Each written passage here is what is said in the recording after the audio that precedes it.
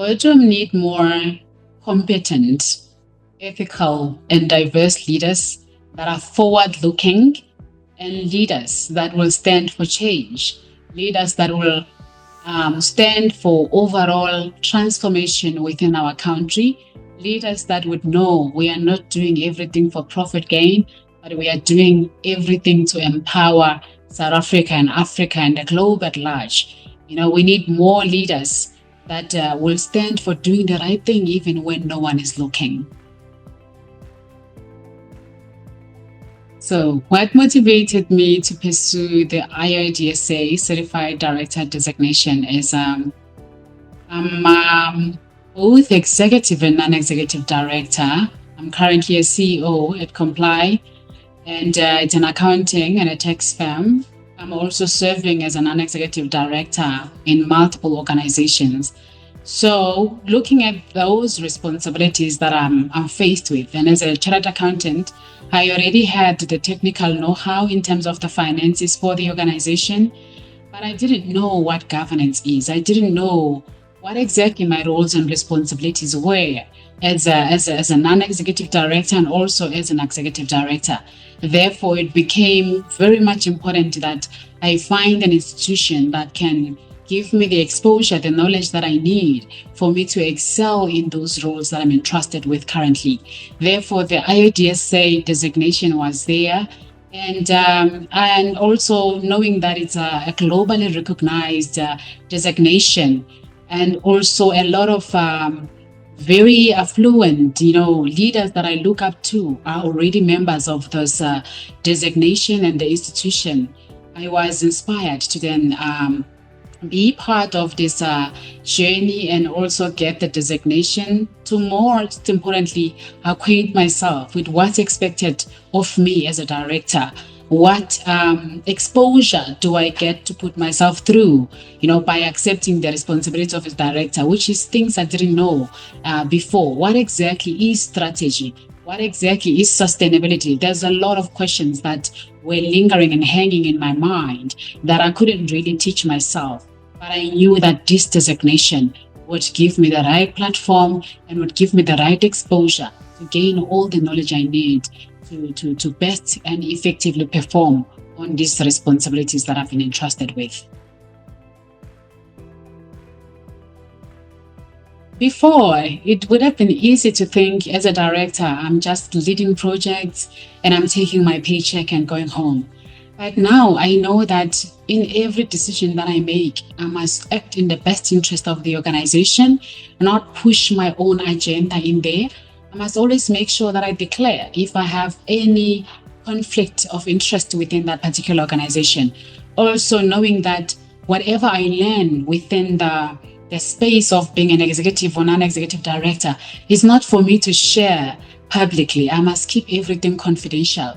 I cannot be found on Twitter or Facebook or any form of social media commenting with information that I got to learn within the board spaces and making it as if it's a public information. I need to maintain confidentiality, not only for the organization, but for the society at large. And also I need to understand that the value that I bring, I must be bringing value as a non-executive director to impact not only short-term growth of the organization, but long-term, growth of the organization, ensuring sustainability, ensuring that the resources that we have today are maintained and well kept and grown to take care of the current and future, generations to come. So those were things I didn't know before. Also, as a director, what's your liability? What are you exposed to? If you don't perform your roles and responsibilities properly. I didn't know before that you can dissent as a director if decisions are being made that are fictitious, or you are not happy, or you have questions concerning those decisions that you're about to make. You can dissent, become a dissenting director and sought technical opinion in terms of your exposure and your discomfort concerning certain decisions that are made. And that you don't have to say yes to everything and lead with the way that things are. You have to be a director that is diverse, that challenges the status quo, that stands for positive change and impact within those organizations, and also making sure that all the decisions that we make don't benefit only the organization profit-wise, but also the stakeholders are considered in this particular decision making. The impact that the decisions are made would have on the society or the employees or the community we operate in at large, they must be factored in as well. The strategy of the organization, where is it leading the organization? Is it going astray? Is it only focused on the short-term gain without considering the long-term impacts of whatever decision or strategy is leading to? Those are the things that I've got to learn, within the program, and I'm still grateful today. Aspire to be an ethical leader, not only because I'm bound by the professional code of conduct, because I've gotten to learn the benefits and the positive outcome of organizations being led by ethical leaders. I aspire to be a courageous leader who is not afraid of critically analyzing, decisions made, who is not afraid of challenging the status quo.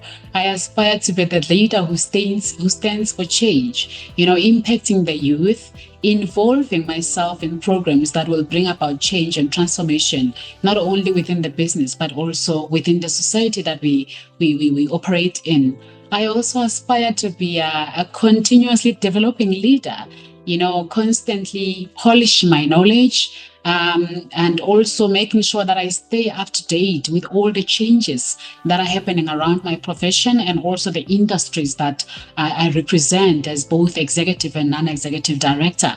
I also aspire to be a leader that will also encourage the young people, to pursue their dreams, more entrepreneurs to come, because that's what we need in South Africa. We're currently faced with a lot of unemployment issues. And for those to be eradicated, we need to empower more young people to take the stand and pursue entrepreneurship, not only for profit gain, but so that we empower the economy at large.